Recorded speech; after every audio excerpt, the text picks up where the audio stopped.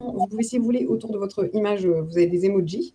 Donc, je vais vous demander de les utiliser tout à l'heure. Donc, soit le vert si vous êtes OK avec, ou soit le rose si vous n'êtes pas OK. Et puis, vous pouvez aussi agrandir le contenu. C'est le petit carré avec 2 petits points dedans, enfin un double carré, si vous avez besoin. Voilà, donc merci à tous d'être présents ce matin.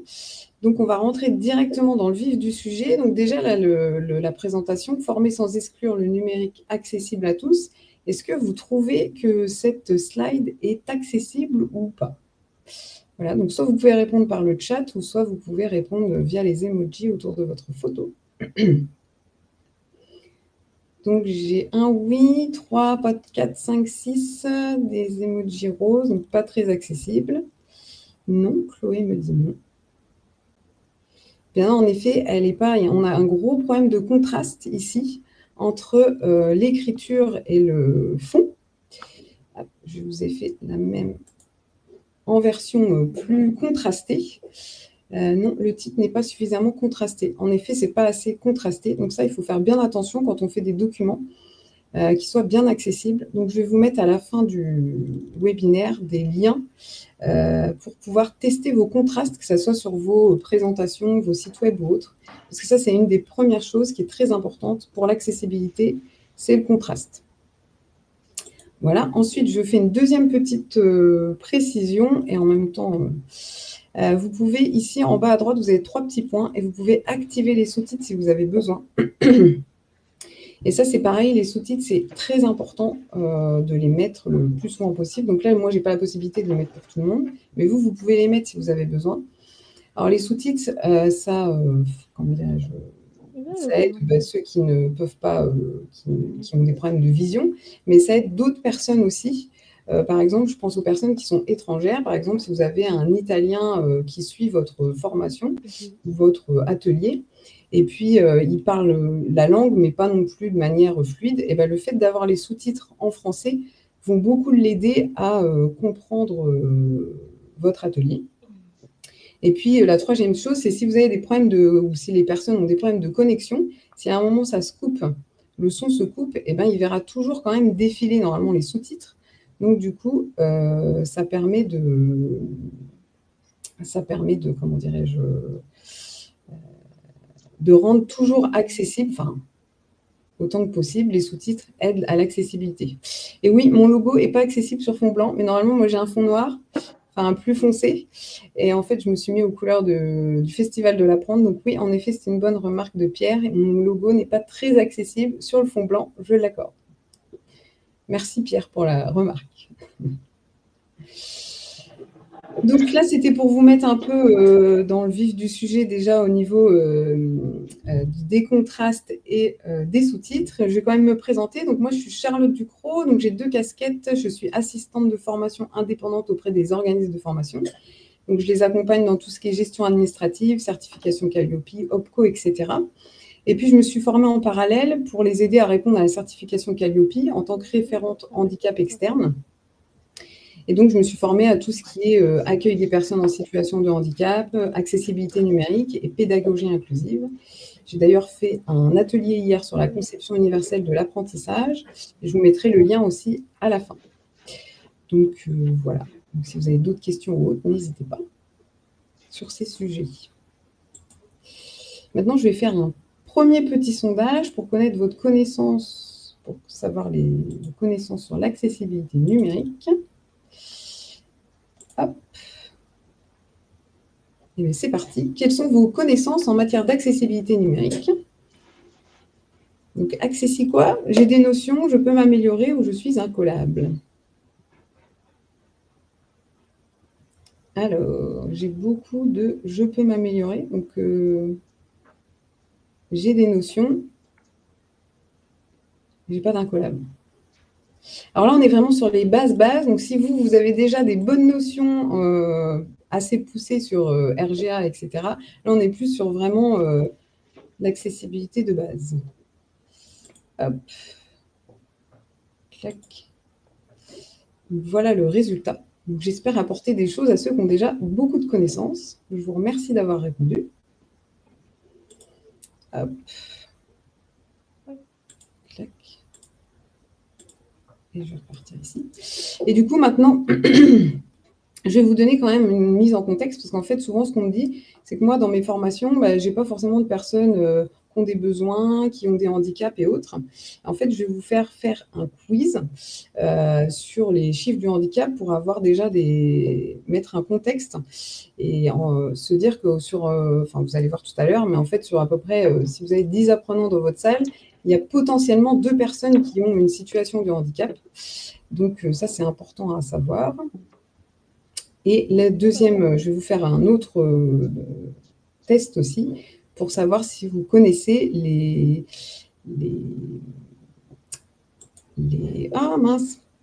vos obligations en matière d'accessibilité et handicap en tant que centre de formation. Donc, je vais vous partager le premier quiz déjà.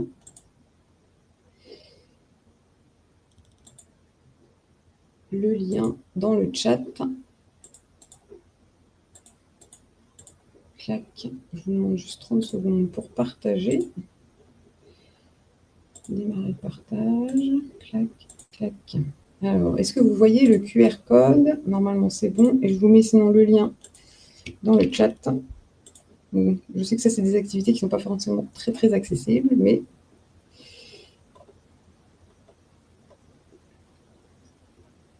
dites-moi quand c'est bon pour tout le monde. Est-ce que vous arrivez à accéder sur le... Oui.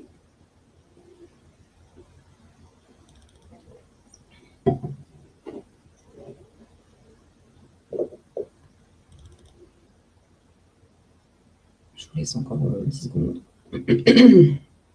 J'ai pas vu tout le monde me faire un petit pouce.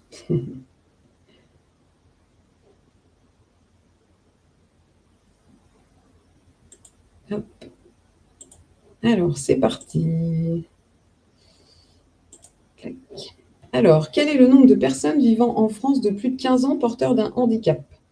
Réponse A, 4,5 millions. Réponse B, 9,5 millions. Ou réponse C, 14 millions. Je vous ai un petit peu déjà orienté tout à l'heure.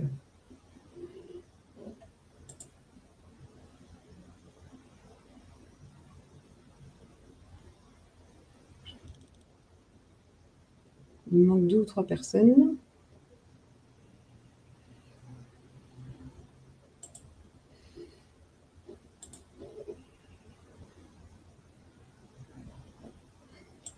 Eh bien, c'était 14 millions. En effet, il y a 14 millions de personnes qui sont en situation de handicap en France. Deuxième question, quel est le pourcentage de ces personnes qui ont un handicap invisible? 40, 60 ou 80%?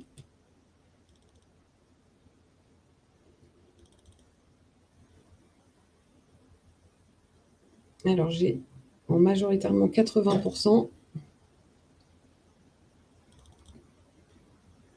Vous avez l'air vraiment incollable.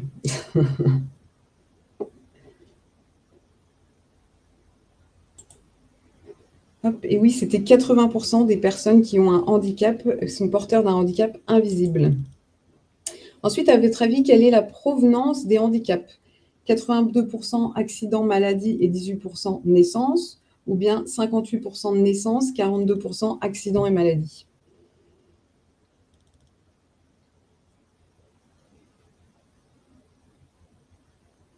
C'est un peu plus difficile, la question.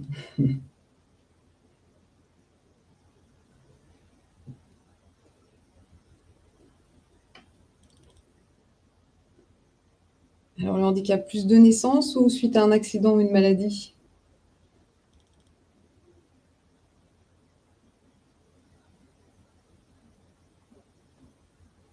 Eh bien, c'était 80% majoritairement dû à un accident ou une maladie. La naissance, c'est beaucoup plus rare.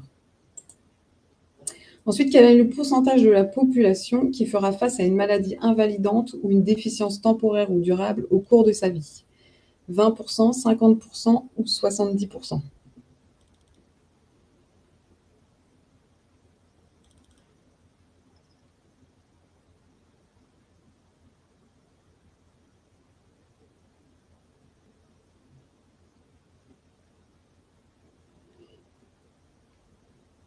Alors, j'ai de 20%, 50, 70.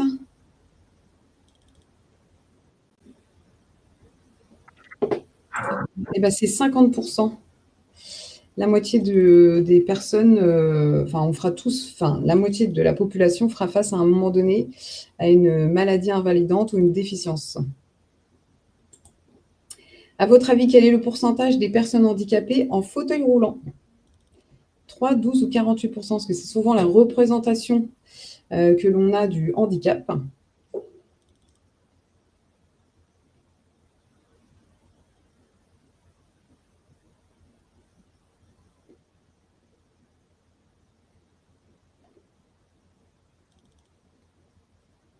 Et oui, en effet, c'est 3% seulement.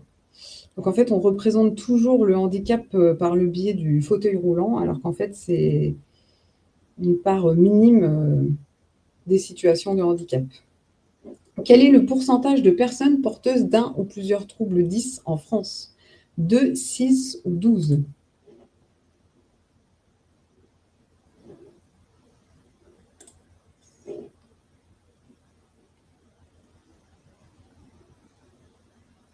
Ah ben, il y a une majorité de 12%.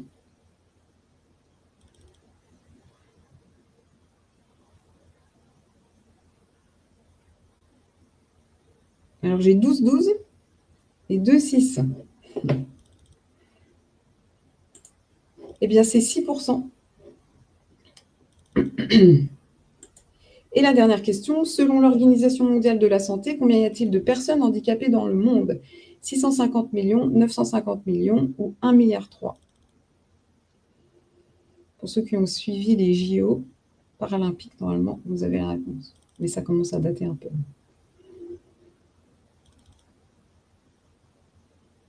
1,3 milliard, 950 millions.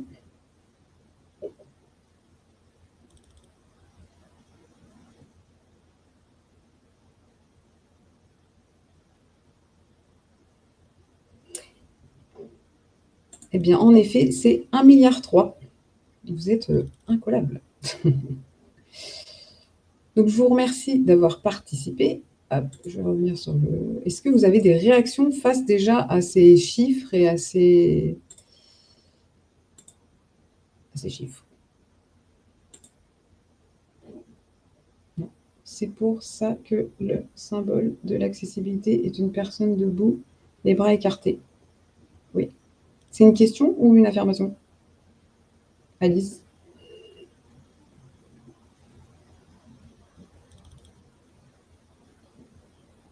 Une affirmation, en effet.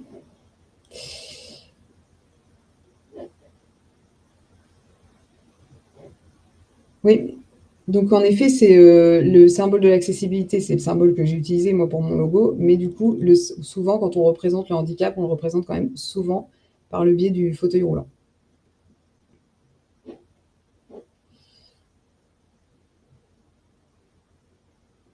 Alors les chiffres, ils viennent de plusieurs documents. Il y a de plusieurs... je pourrais vous envoyer, si vous voulez, sur le mail après, parce que ça vient de plusieurs données. Mais par rapport aux 14,5 millions, c'est l'INSEE. Voilà, donc pour faire un petit récap, donc on a 14 millions de personnes handicapées en France de plus de 15 ans. 80% sont porteurs de handicap invisible. Les 82% proviennent, enfin ça provient majoritairement d'une maladie ou d'un accident. Et il y a 1,3 milliard de personnes porteurs de handicap dans le monde. Donc maintenant, je vais vous faire un petit vrai ou faux sur quelles sont les obligations des centres de formation en matière d'accessibilité. Donc là, je vais à nouveau vous partager quelque chose.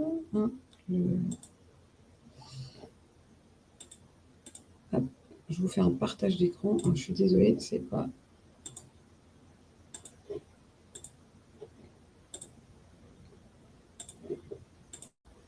Donc voilà, est-ce que tout le monde voit bien le QR code? Et je vous le partage dans le...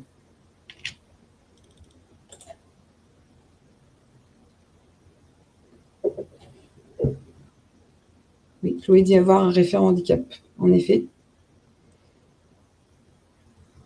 Alors ça, c'est une obligation pour les CFA et une recommandation pour les organismes de formation. Mais on va le voir tout à l'heure. Est-ce que vous avez tous pu accéder au vrai ou faux? Oui. Oui.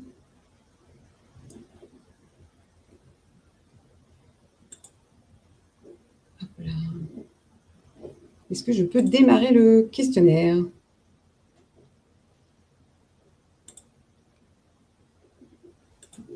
Eh bien, c'est parti. Alors, un centre de formation pour refuser une personne en situation de handicap sans justification. Vrai ou faux?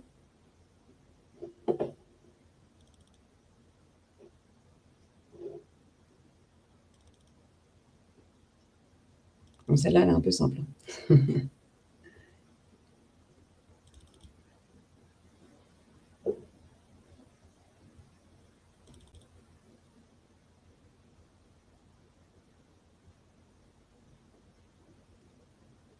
Donc, en effet, c'est faux. C'est sur le principe de non-discrimination.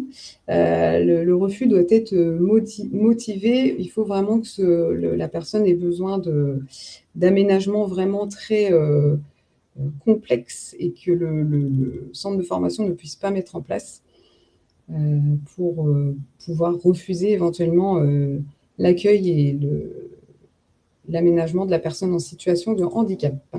Les centres de formation doivent proposer des dispositifs d'accompagnement adaptés. Vrai ou faux?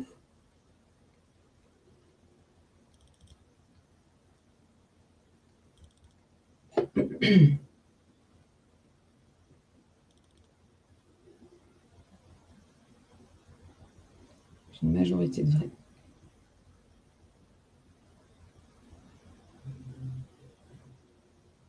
Donc oui, en effet, les formations doivent proposer des dispositifs d'accompagnement. Ça, c'est noté suite à la loi de 2005, en fait, sur le handicap. Il y a un décret de 2006 spécifique aux organismes de formation. Et donc, ils ont l'obligation d'avoir des dispositifs d'accompagnement, que ce soit sur un suivi individualisé, l'adaptation pédagogique ou la coordination des partenaires comme la GFIP, la Ressource Handicap Formation, les formateurs, etc. Donc, en effet, comme il a été dit tout à l'heure, avoir un référent handicap, c'est vraiment important pour pouvoir accompagner au mieux les personnes en situation de handicap. Les actions en faveur des personnes en situation de handicap doivent être formalisées. Vrai ou faux?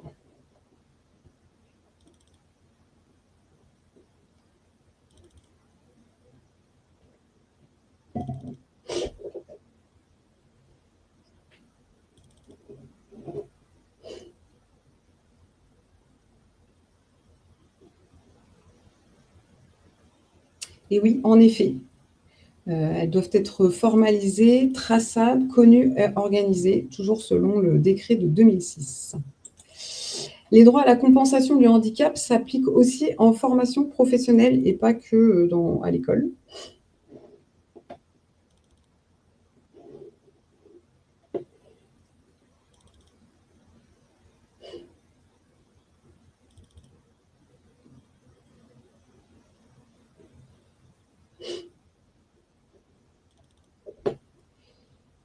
Oui, en effet. Oh, le droit à la compensation s'applique aussi à la formation professionnelle, pardon. Les centres de formation doivent pouvoir donner du temps supplémentaire si besoin, des supports adaptés et donc un accueil particulier pour les personnes en situation qui ont des besoins spécifiques. Chaque situation de handicap nécessite une réponse individualisée, vrai ou faux.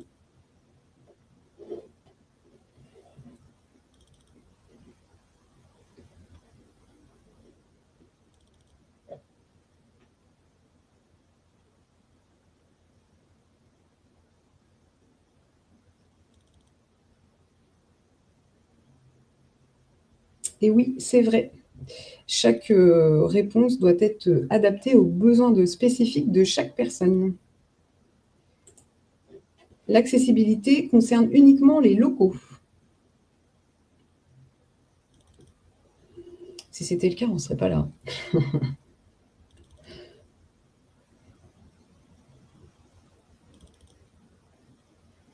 Et oui, en effet, c'est faux. Selon la loi de 2005, les supports doivent être également, ça concerne également pardon, les supports pédagogiques, les outils numériques et tout ce qui est communication.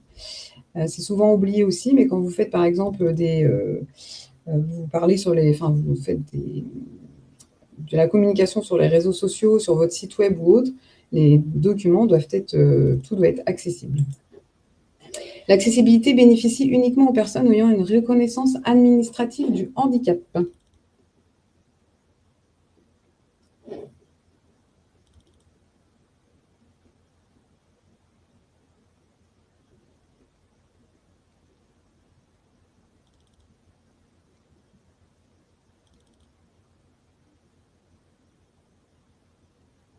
Eh bien, en effet, c'est faux. L'accessibilité bénéficie à tous. Et ça, on va le voir tout à l'heure. Mais en effet, ça profite à tout le monde. Je vous remercie. Est-ce que vous avez des réactions par rapport déjà aussi à cette... Est-ce que vous étiez au courant de toutes ces obligations?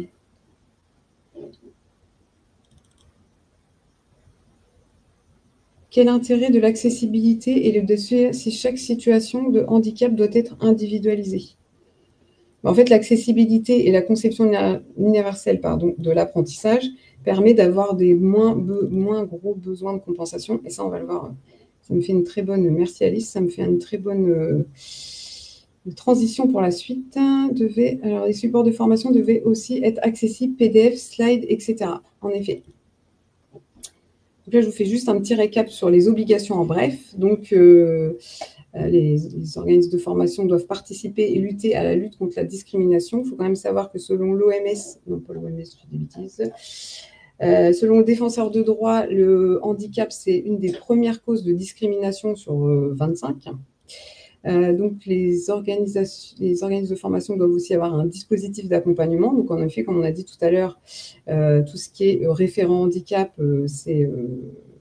permet d'accompagner au mieux les personnes qui ont des besoins spécifiques, un droit à la compensation et un devoir d'accessibilité pour tous.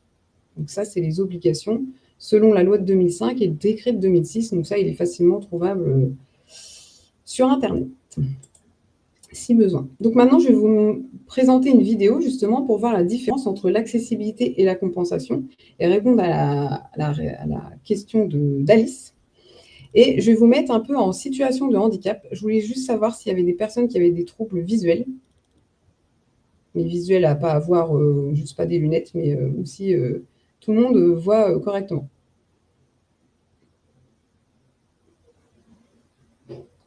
Personne n'a de trouble visuel. Hop, donc je vous partage la vidéo. Donc vous n'allez rien entendre au départ, mais c'est normal. Vu que je vous mets en situation de handicap. Alors, je partage. Alors, je m'excuse pour le... C'est la deuxième fois que j'utilise Global. Hop. Donc, je vais vous faire une première partie en mode sourd. Et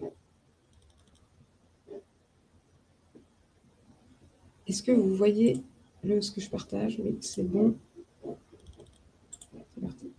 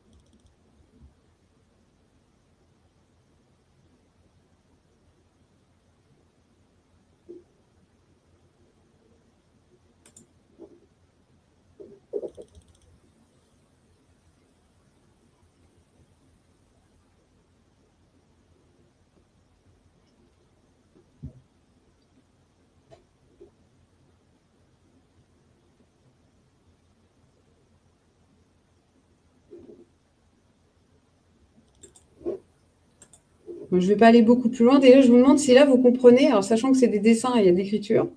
Donc, je voulais savoir si la vidéo, elle était claire ou si vous comprenez le message ou pas. Déjà, sans sous-titres et sans son. Aïe.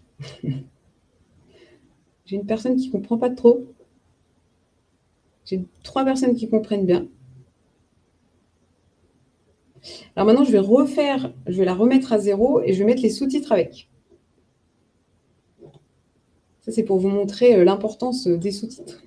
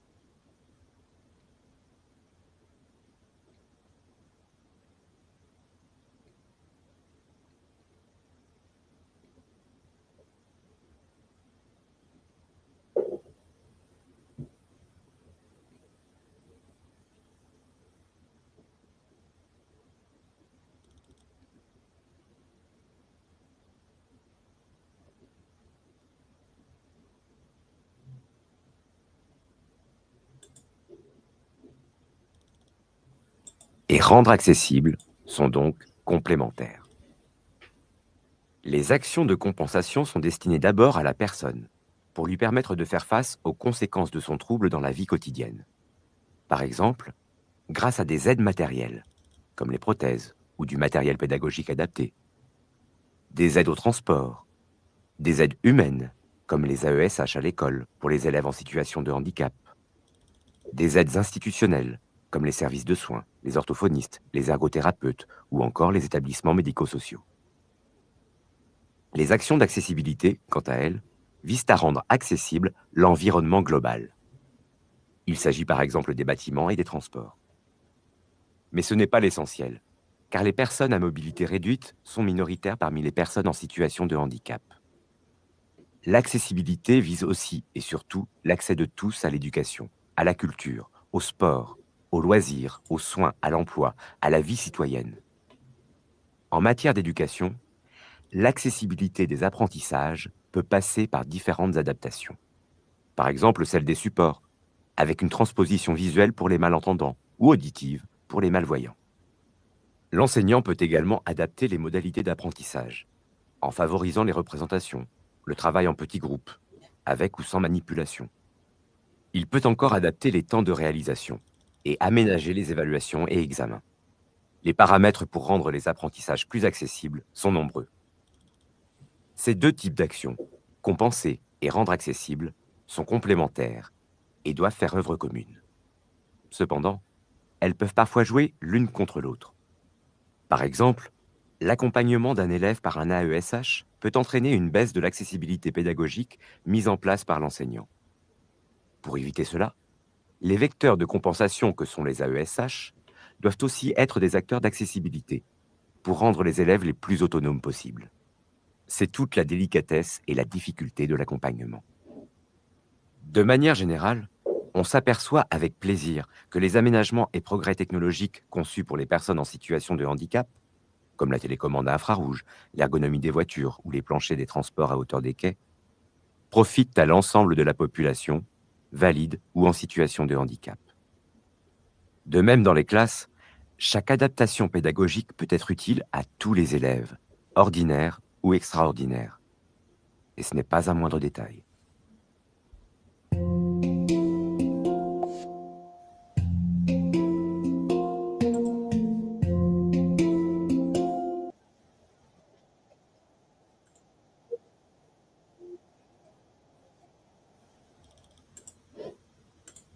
Alors, j'ai des réactions. Est-ce que vous avez des réactions? Est-ce que c'est plus clair? Alors, j'ai Alice qui me dit, pour moi, il y a une différence entre devoir et pouvoir. Ça ne doit pas être individualisé, mais ça peut être individualisé. L'accessibilité et la conception universelle de l'apprentissage va régler un certain nombre de soucis. Ensuite, la personnalisation est plus light. Donc, on n'est pas obligé d'individualiser tout le temps, on peut. Je ne comprends pas trop cette dernière phrase. Si on change l'environnement de manière à ce qu'il n'y ait plus de situation de handicap, il n'y a pas d'individualisation à effectuer.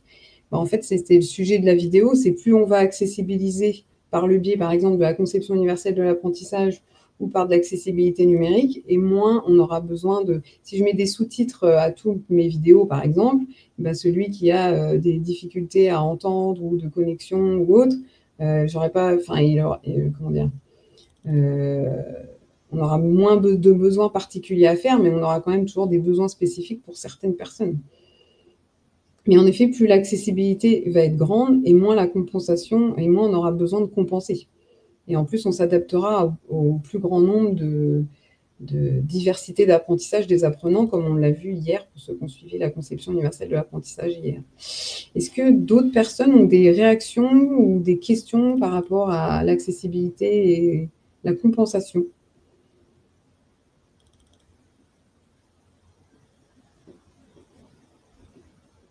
Est-ce que c'est clair? J'ai l'impression que vous êtes endormi. Alors maintenant, on va peut-être faire un petit travail, une petite mise en pratique. Alors là, je vais vous mettre un peu en difficulté, mais c'est pas grave, parce qu'en fait, on n'a pas trop parlé d'accessibilité, mais on va en parler. En fait, je vais vous donner un document. On va se disperser sur les tables. Donc, normalement, je peux vous envoyer avec Sidonie sur les tables, mais après, il faudra revenir par vous-même. Et si vous avez des difficultés, il n'y a pas de souci, on va vous aider. Donc, en fait, on va se diviser sur 3 tables. Et puis, je vais vous donner un document qui n'est pas accessible et vous devrez me dire ce que, pour vous, vous auriez fait pour que ce document soit plus accessible. Et ensuite, on fera un retour collectif et on verra des documents, enfin, comment accessibiliser les documents. Alors, on va faire 3 équipes. Est-ce que c'est clair ou est-ce que vous avez des questions? Merci. Clac. Créer les équipes. L'image plus les sous-titres plus la voix off peuvent créer... Ah, j'ai pas vu la fin, désolé, je vais regarder après. Alors là, je vais vous mettre sur les tables et donc vous allez voir le visuel. Et je vais passer sur les tables. Merci, au revoir. Je ne sais pas qui doit nous quitter, mais bonne journée. Et vous pourrez prendre des notes, mais je vais vous passer vous voir sur chaque table. Recomposer les équipes. Donc ça, c'est fait.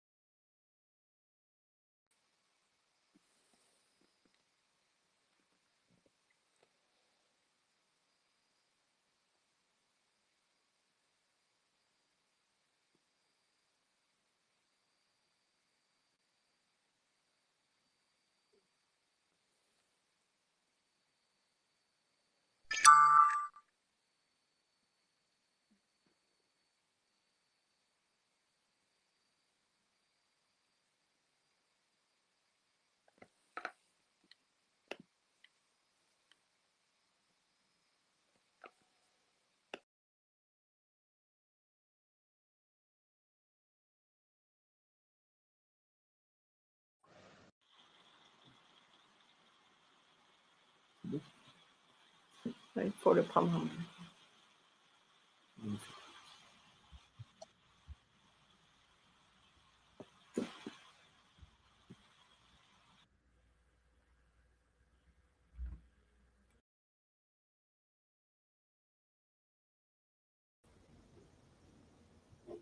Est-ce que tout le monde est de retour sur la table centrale? Je crois qu'il manque Sidonie et une personne de la table 2.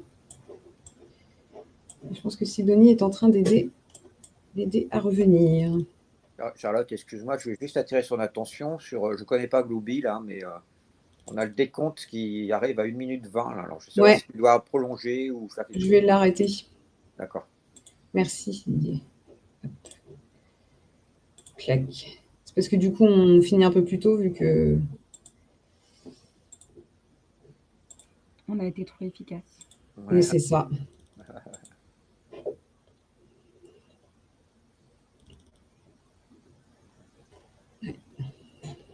On va attendre encore. Est-ce que vous avez déjà des premiers... Enfin, comment vous êtes senti sur l'exercice? Il y avait de la matière. Oui, c'était volontairement un peu pas très accessible.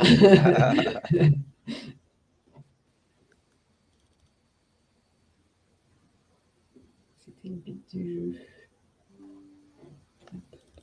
Je vous abandonne 30 secondes. Je vais voir ce qui se passe sur la table 2.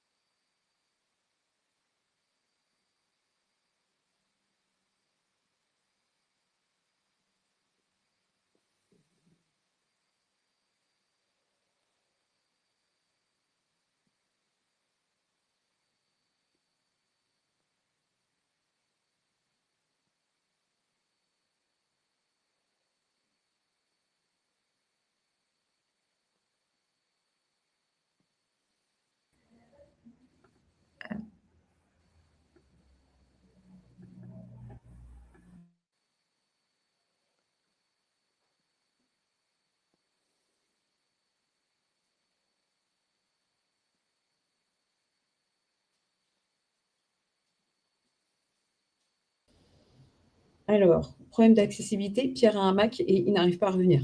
Donc, on essaye de trouver une solution parce qu'il n'a pas le plus et le moins. Ah oui. Voilà. Ah ben c'est bon. Parfait. Bienvenue. Merci. Donc, eh bien, quelle table veut commencer à échanger, enfin, à donner ses propositions? Et puis moi, je vais vous partager le contenu de la table qui souhaite commencer. Sinon, on fait dans l'ordre. Hein. Table 1, table 2, table 3. Contenu de l'espace, table 1. Et bien, c'est parti. Table 1. Pourquoi j'ai pas la note collaborative de la table 1? C'était ça que je voulais.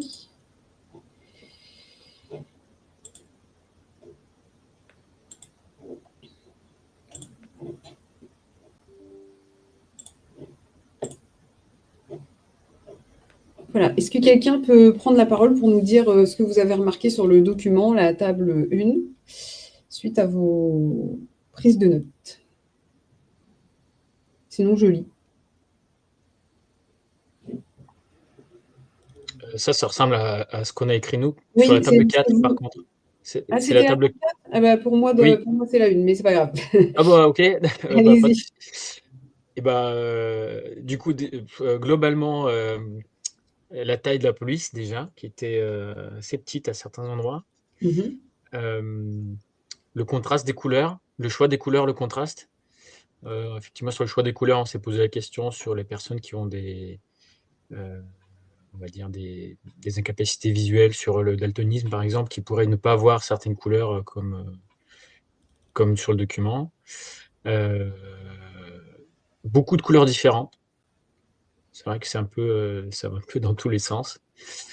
Sur la partie plutôt texte, le gros pâté, l'alignement, tout ça, ça donne, ça peut donner du fil à retordre sur les gens. Enfin, ça demande beaucoup d'attention, en tout cas pour la lecture, pour s'approprier ce qu'il y a dedans. Voilà. Et puis le manque de structure sur le tableau. Alors oui, c'était voilà, c'était plutôt comment dire, la répartition du visuel par rapport à l'information qui était un peu disparate, quoi. Ça manquait on va dire, de lisibilité. Merci. Alors, par contre, Sidonie, est-ce que tu sais si je peux du coup, je peux pas, je peux pas mettre ça et avoir l'autre en fait. Ça, c'est un peu... Non, malheureusement non. Note collaborative. Voilà. Ça, c'est pour la table 2, enfin, du coup, celle qui était au milieu pour moi. Est-ce que quelqu'un peut...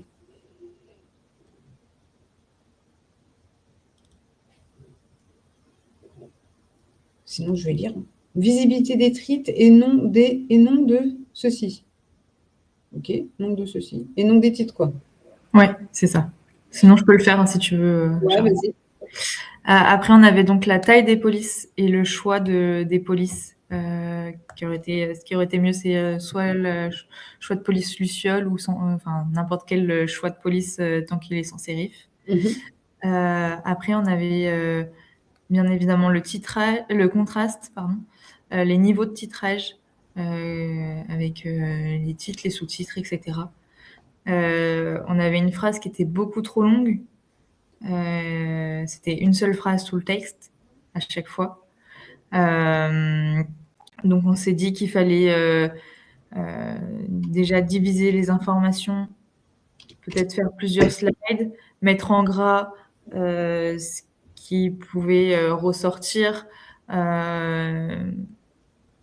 faire par point et non toute une phrase. Le niveau de langage, parfois on utilise des mots que pas tout le monde ne comprend. Voilà. Peut-être faire un descriptif de l'image,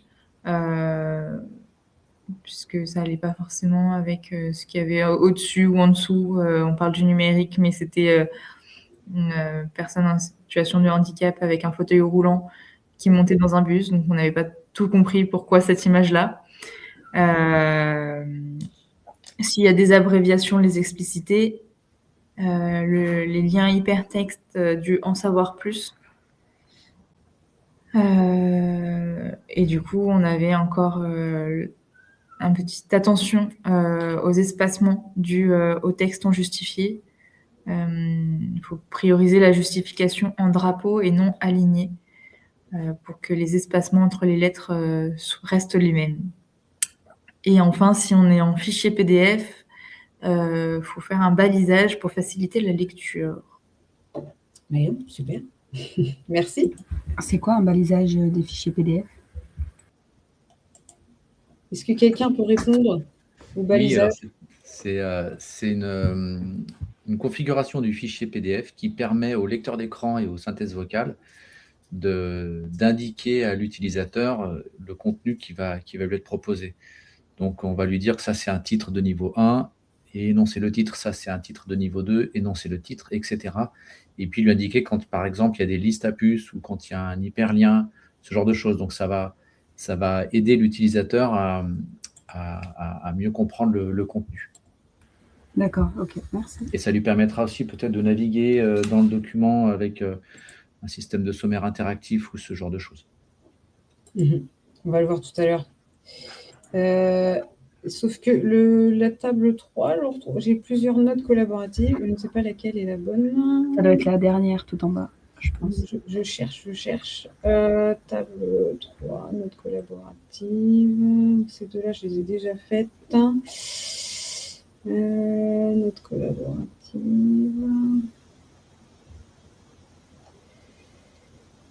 La dernière. Oui, c'est ça, merci. Est-ce que vous voulez dire ce que vous avez noté? Oui, moi je peux. C'est Ouais, quelqu'un, si. enfin, 6 personnes dans mon équipe. On peut le faire à plusieurs, ça me va. Vas-y, si tu veux. Ok, bah, je commence et puis, ouais, allez, et puis tu poursuis. Alors nous, on a commencé effectivement, bah, comme l'équipe TAP 4, je crois, dire qu'il y avait beaucoup de couleurs et un contraste pas assez fort. Au niveau de la police, bah, comme vous avez dit, l'empattement, les ombres, on a rajouté que c'était écrit en majuscule aussi, moins lisible et qu'il y avait peu d'espace entre les lettres. Et je rajouterai les interlignes aussi. Okay. Trop petites. Au niveau du titre, on a dit que la police, le grand titre en jaune, la police était moins lisible, pas droite, et puis avec beaucoup d'empattement, je crois. Et le titre 2, on ne comprenait pas en fait l'intérêt d'avoir ces titres et qu'est-ce qu'ils voulaient nous dire. Pourquoi ils étaient là. Tu veux que je prenne la suite? Allez. Sur les paragraphes, donc, on trouvait que c'était écrit petit, notamment aussi dans le tableau. Le texte, le paragraphe de gauche, il était justifié des deux côtés, alors qu'il fallait mieux le justifier à gauche, la ligne à gauche. Celui de droite, il était en italique, donc il fallait mieux l'enlever. La présentation en 2 colonnes, elle pouvait peut-être porter à confusion pour certains. Pareil, on a constaté que la phrase était très longue, avec beaucoup, c'était une grande une énumération, pardon, et du coup, ça pouvait être intéressant de faire plutôt une liste à puces avec des retours à la ligne pour faciliter la compréhension du texte. Au niveau du tableau, les chiffres, ils étaient petits, enfin, toute l'écriture était petite. Il y avait une abréviation qui pouvait ne pas être accessible à tout le monde. Titre du tableau, pas compréhensible, ça je me souviens plus bien. La ligne, on n'a pas compris aussi la ligne totale dans le tableau, à quoi elle correspondait. Et en gros, on s'est dit que ça pouvait être intéressant d'avoir une phrase explicative pour comprendre comment lire le tableau et comprendre les informations. Il y avait le bouton en savoir plus. Est-ce qu'il est accessible aussi quand on navigue sans clavier? L'image, on a aussi dit qu'il n'y avait en effet pas de lien entre image et texte. Et là, on n'a pas pu tester, mais la question de est-ce que ce document il est lisible par un lecteur d'écran entre l'ordre, les textes alternatifs sur les images et le tableau. Et donc, en effet, les balisages vont être nécessaires. Voilà. Merci. En effet, il y a eu pas mal de choses de dites, surtout les problèmes de police, typographie. Donc là, en effet, on a beaucoup de... Là, c'est une police avec sérif, quoi, donc avec empattement. Ici, on a l'italique. On a les jeux de... Il y a un jeu de... Je ne sais plus comment ça s'appelle, derrière les titres. Les contrastes ne sont pas bons. Le en savoir plus, en fait, on ne sait pas où ça va. Et le tableau, pour les lecteurs d'écran, on va le voir tout à l'heure, ce n'est pas du tout adéquat. Donc moi, je vais vous faire une proposition en fait, de ce document sur 3 slides. Alors, c'est une proposition comme une autre, hein, il peut y en avoir plusieurs. Mais du coup, d'un document plus clair, enfin, de ce document qui pourrait être plus clair. J'avais oublié de préciser que le contenu, il était un peu... il ne fallait pas trop tenir compte du contenu, parce que le tableau ne veut rien dire, mais c'était juste plus au niveau du design. Donc déjà, on pourrait le découper en 2 parties, le premier document. Donc, faire un gros titre, l'accessibilité numérique, un sous-titre ou un premier titre, l'accessibilité numérique visible, par exemple, avec une description et une image. Alors là, soit l'image, elle est décorative et elle n'a rien à voir, et dans ces cas-là, on peut, si c'est possible, la cocher ou mettre que l'image est décorative et du coup, les lecteurs d'écran n'auront pas à la lire. Soit, par exemple, ici, c'est une image qui illustre, par exemple, pour des agents de la RATP, comment faire pour monter quelqu'un en fauteuil roulant dans un bus. Et là, si elle est vraiment très, très importante, il faudra bien décrire l'image pour qu'on comprenne l'image et qu'elle est vu qu'elle apporte de la valeur ajoutée, ou alors mettre une légende à cette image. Au niveau du bouton, donc là, c'est plus une présentation de site web, un peu entre guillemets, mais au niveau du bouton, en savoir plus, eh ben, je ne sais pas forcément où je vais arriver derrière.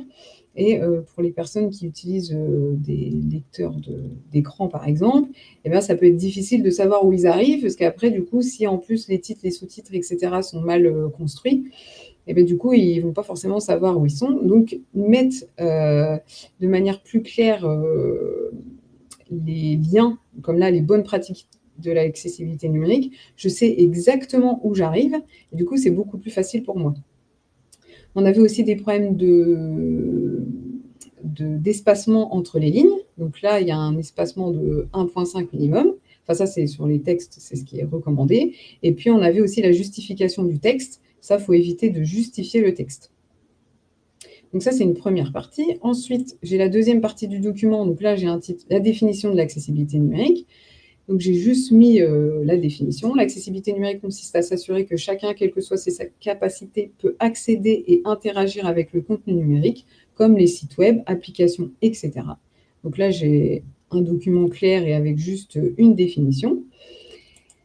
Et puis ensuite, ben là, j'ai les chiffres du tableau. Donc, c'est d'autres chiffres, hein, mais c'était pour illustrer. Donc, l'accessibilité numérique, les chiffres, ben, moins de 7% des sites web sont accessibles, 17% de la population est en situation d'électronisme, et le RGAA, donc le référentiel général d'amélioration de l'accessibilité, contient 106 critères à respecter. Et là, ça va être beaucoup plus facile pour mon lecteur d'écran de me lire tout ça. Et puis, même si je n'ai pas de souci particulier, la lecture d'un tableau peut être difficile pour moi. Et du coup, là, les informations sont beaucoup plus claires. Donc voilà, donc ça, c'est une possibilité de transmettre le document, de retranscrire le premier document qui était totalement confus. Mais après, il y en a plusieurs autres possibilités. Je vais essayer d'accélérer parce qu'il y a encore quelques petits trucs à faire. Donc, pour ceux qui doivent partir dans 5 minutes, je vous laisse partir. Et pour ceux qui peuvent rester, je vous remercie de rester. Donc là, c'est des exemples de documents. Donc, celui de gauche, c'est le même contenu, mais fait de manière différente. Donc, on voit tout de suite que celui de gauche est beaucoup moins lisible, que j'ai des difficultés ou non. Ça ne me donne pas trop envie si j'ai 20 pages comme ça, alors que celui de droite est quand même déjà un peu plus attrayant, avec un titre, un sous-titre, une liste à puces, etc. J'ai aussi la notion de numéro de page, comme là sur l'atelier que je fais. Vous savez à peu près où vous en êtes. Et du coup, pour certaines personnes, c'est hyper important de savoir se repérer ou même mettre des notions de temps sur les activités que vous faites ou autres. Parce que pour certaines personnes, c'est important de pouvoir se repérer dans le temps, l'espace, etc. Donc voilà, on en a parlé tout à l'heure, mais avoir un sommaire dynamique avec des titres et des sous-titres. Donc là, en fait, on voit que j'ai créé sur Word un sommaire dynamique. Donc d'une part, ça aide tout le monde, parce que si j'ai un livret de 20 pages et que moi, je veux juste aller voir les principes de l'accessibilité, je clique dessus et hop, j'arrive directement dessus. Mais si j'ai un lecteur d'écran, et là, c'est pareil aussi, ça va être beaucoup plus facile de pouvoir que mon lecteur d'écran, que j'avance avec mon lecteur d'écran dans le menu avec les titres et sous-titres et arriver directement au bon endroit plus facilement. Donc, on l'a dit tout à l'heure, la structuration du texte, c'est hyper important. Donc, ce que vous pouvez faire, c'est que vous pouvez faire des modèles, par exemple sur Word ou autre, des modèles avec des titres pré-remplis, des sous-titres, etc. Vous voyez, moi, j'ai mis du design différent au niveau des titres. Donc là, on va dire qu'on a un titre d'un niveau 1, là, un titre d'un niveau 2 et là, un titre d'un niveau 3. Et ici, on le retrouve sur le côté, ici, là, on retrouve la hiérarchisation des titres et des sous-titres. Et ça, comme on l'a dit tout à l'heure, comme l'a dit Pierre, pour que vos PDF soient plus accessibles, ça c'est quand même une des bases d'avoir un PDF accessible, c'est qu'il y ait une structuration du texte.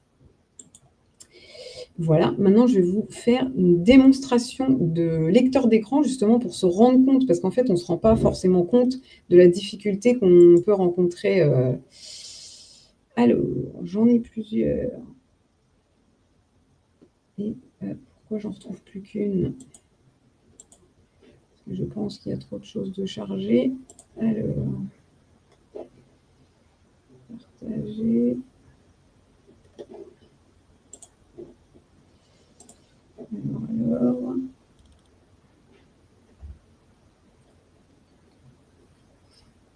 Ben, je pense qu'on est limité dans le contenu de l'espace. Alors, attendez. J'avais tout préchargé, mais du coup, il n'y en a plus qu'une.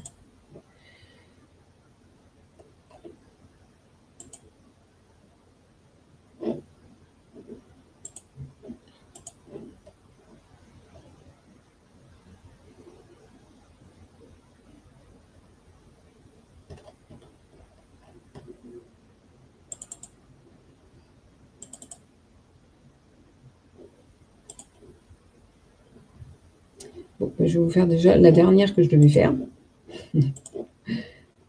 J'ai cherché l'autre pendant le reste du temps. Alors, donc là, c'est une vidéo de lecteur d'écran sur le site Cdiscount, donc quand même connu. Il faut être hyper attentif sur le début. Je vais faire une pause et je vais revenir dessus. Parce qu'en fait, là, il nous dit qu'il nous montre les réseaux sociaux, Instagram, Facebook et tout, qui sont tout à droite. Et vous allez voir ce qu'il dit. Vous me dites si vous entendez. Liste de 3 éléments, c'est Cdiscount voyage. Cdiscount voyage graphique lien. Je crois que ça a du mal à capter.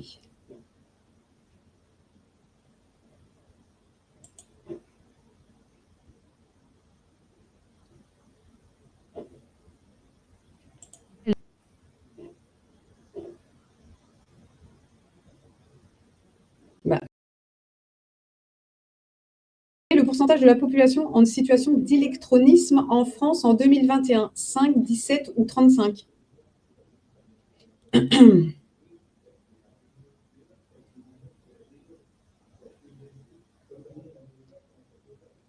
Alors,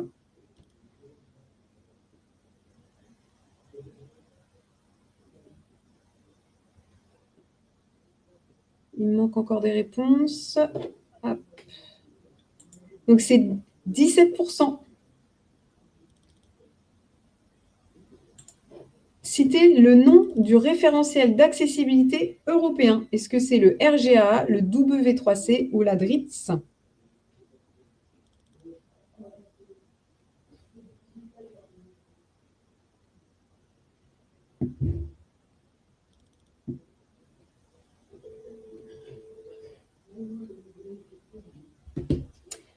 Alors, la DRITS, c'est la Direction régionale de l'économie, de l'emploi, du travail et des solidarités. Le W3C, c'est le World Wide Web Consortium, qui a été créé par Tim Berners-Lee. Donc, c'est lui qui a fondé le web au départ. Et lui, il voulait vraiment qu'il soit accessible. Et c'est après que c'est parti un peu en moins accessible. Et du coup, non, le référentiel d'accessibilité européen, c'est le RGA, donc le référentiel général d'amélioration de l'accessibilité. Je vous mettrai le lien aussi après. Combien y a-t-il de critères à respecter pour être conforme au RGA? 25, 52 ou 106? Il y a des gens qui s'y connaissent en RGA.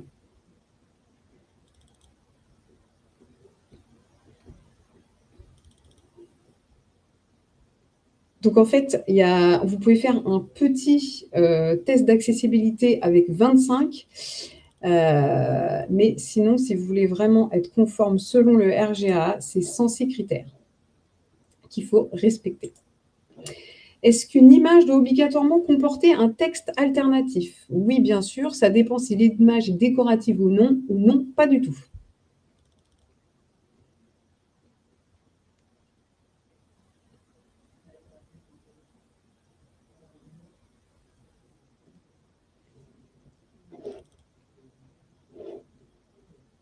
Et oui, bravo, ça dépend si l'image est décorative ou non. Si elle est décorative, vous pouvez la cocher comme décorative. Par exemple, sur Canva, il y a la possibilité de cocher comme décoratif. Que signifie l'abréviation FALC? Facilitation à la lecture de calcul, formée à la ludopédagogie cognitive et facile à lire et à comprendre.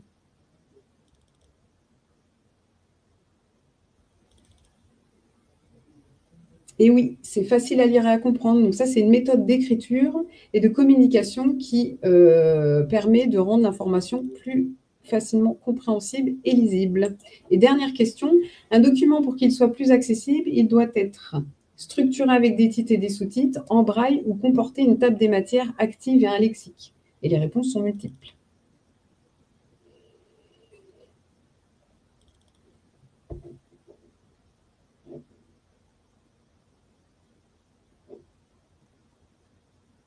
Alors, il peut être en braille, mais il faut surtout qu'il soit structuré avec des titres et des sous-titres et comporter une table des matières active et un lexique.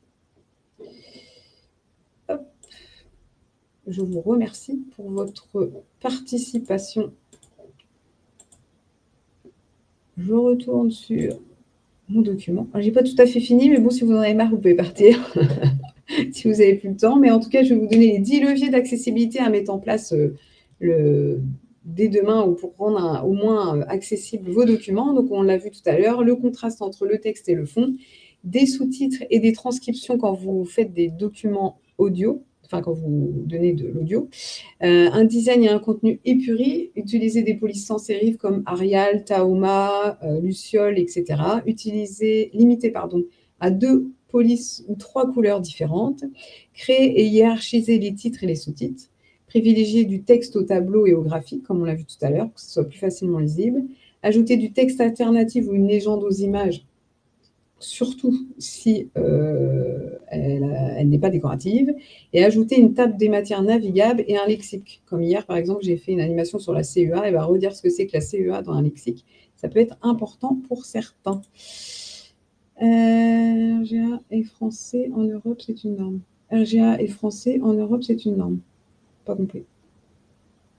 Norme EN. Ok, merci Alice. Je ne savais pas. Et est-ce que, avec ce qu'on vient de voir, est-ce que vous pensez mettre des choses en place dès demain? Et si oui, quoi? Alors, l'idée étant de faire de l'accessibilité en amont de vos formations et de vos supports et tout ça. Mais après, vous pouvez, c'est plus simple de le faire au départ que de remettre une fois que les documents sont...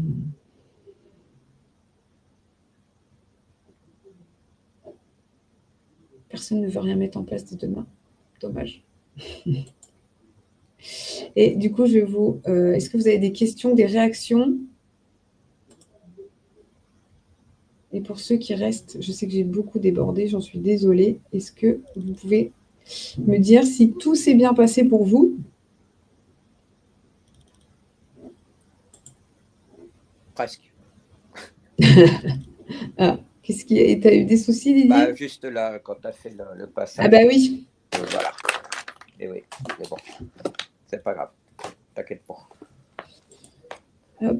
Et puis, je vais vous faire un dernier petit sondage.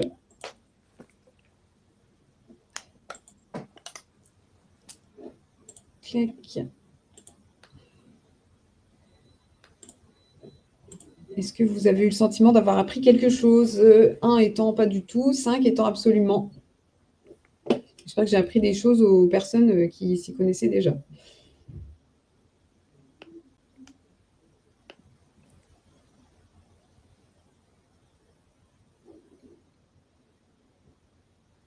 Alors, plus ou moins, mais c'est sûr que si vous veniez déjà avec beaucoup de connaissances sur le sujet, c'était vraiment des bases. Hop. Eh bien, je vous remercie beaucoup pour avoir passé ce temps ensemble. Et puis, si vous avez besoin de faire, d'accessibiliser plus encore vos organismes de formation ou autres, ben, n'hésitez pas, si vous ne voulez pas vous embêter. Et Pierre fait sa promo, pas de problème. Merci Pierre et merci à tous ceux qui sont restés jusqu'au bout et je vous souhaite une belle journée. Merci Charlotte, bonne journée, à bientôt. Au revoir. Au revoir Charlotte, merci beaucoup. Au revoir Pierre, merci.